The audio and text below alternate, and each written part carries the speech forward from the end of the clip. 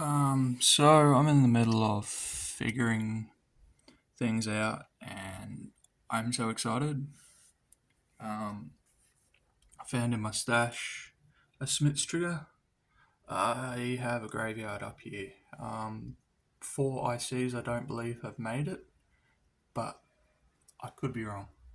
I've also bodged it, so that green wire going over to number one leg over there is the input for the sine wave for that that IC, which is a Smith's trigger.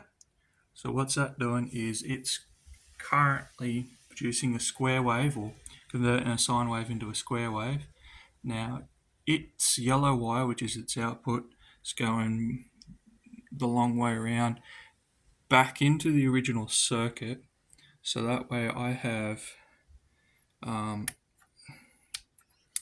a controllable, usable device. Now I have the original IC that was incorrectly installed this unit. So I have a 5 volt guy there and I have a 15 volt there. So the 15 volt is purely for all the amplifier and gubbins on here. That 5 volt regulator is fed from this one to drop it down to voltage for this one so it doesn't burn out. Because I'm pretty certain I blew one apart by putting 15 volts on it. Now, this is working correctly. I believe this is dead. It's not working correctly and I've had enough of it. The parts inside of it are unobtainium, very much like this glass device here, which is a PTC thermistor. He's unobtainium and currently he is working. So I'm going to switch it over to my dual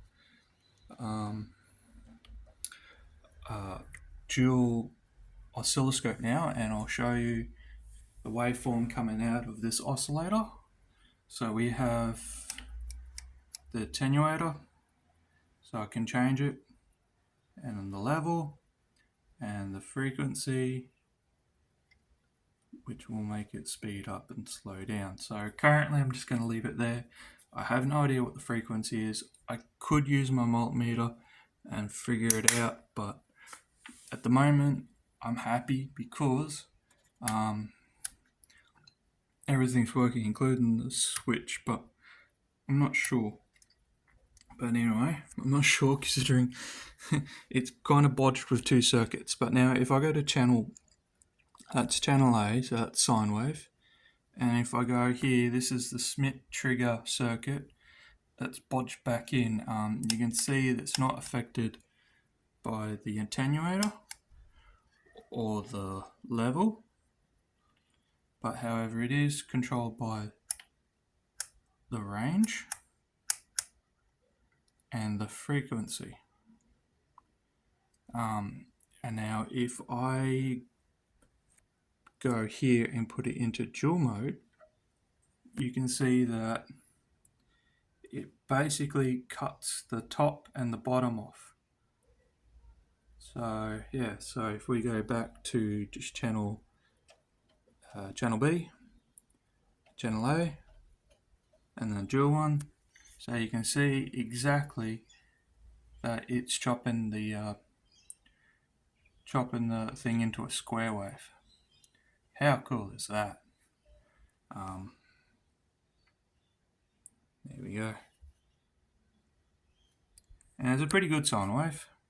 And if we click over the square wave, now you can tell that it is controllable by voltage and by the knobs, which is what you want. So if you do want a square wave on your output, which is down here, which is for your audio sort of stuff at 600 ohms, you got it. But if you want to monitor what you want, you've got it there, which is not affected by the attenuator, but it is affected by the range and obviously by the frequency. So yeah. Now I've got a I made the circuit exactly how it was drawn on the internet, and by fluke I just said, oh bugger, I'll just inject the 3 volts sine waves directly into that Smith's trigger, and it resolved all my issues. So this is definitely going to be precarious to try and remove that board and then do it. Like I said, might see if those other ICs are now working, because now I know what it is. So the faults on this actual board were, I believe, 2 transistors that were around the wrong way.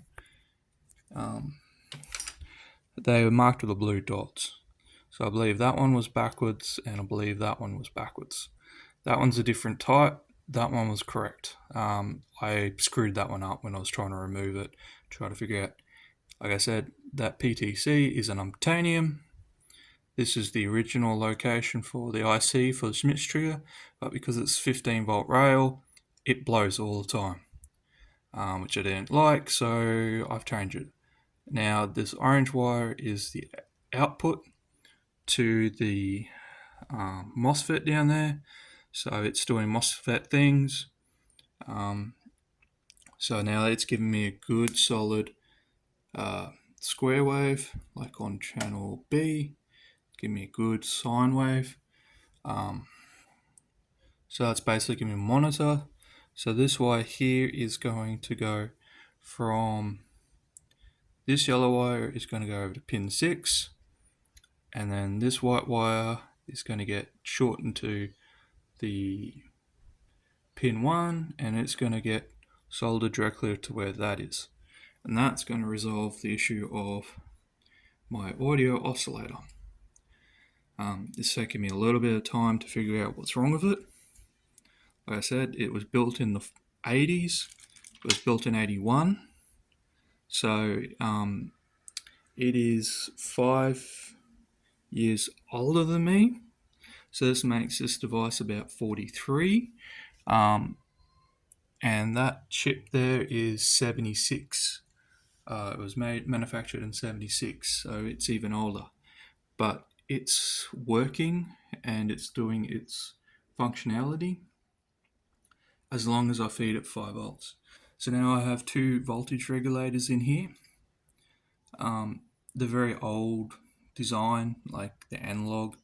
So yeah, so I just put a bit of insulation material behind them and then bolt them directly back to the case, and that's going to be a good enough heatsink for those 2 devices, since that's drawing bugger all, and that's probably going to be drawing bugger all. But in saying that, I have a couple of big resistors down here, and it's probably going to drive a little bit off that. So that's going to heat up a little bit, but so far I haven't noticed anything.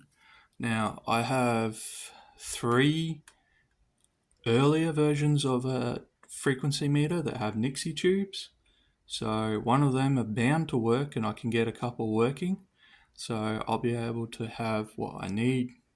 I'll put him aside, but he's got an unobtainium IC, like how this guy's got an unobtainium device inside of him. So I'm lucky that this is working. And like I said, channel A, I've got my sine wave. Channel B, I have my square wave. If I go back to channel A, I can click down here and have a square wave, which is affected by the volume knob or the level knob. And if I need a square wave for experimenting, I have one. And I also just have a sine. So I have a sine and a square, and I have a monitoring, which is the output of that one, which is channel B, and it doesn't get affected other than the frequency changes.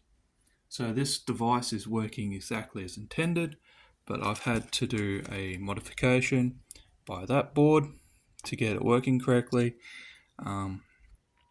Replace one transistor I broke, swap a transistor around, change 2 capacitors because I don't like tantalums because they tend to short out and blow up. And the voltage regulator I had to change for a 15 volt instead of a 5 volt.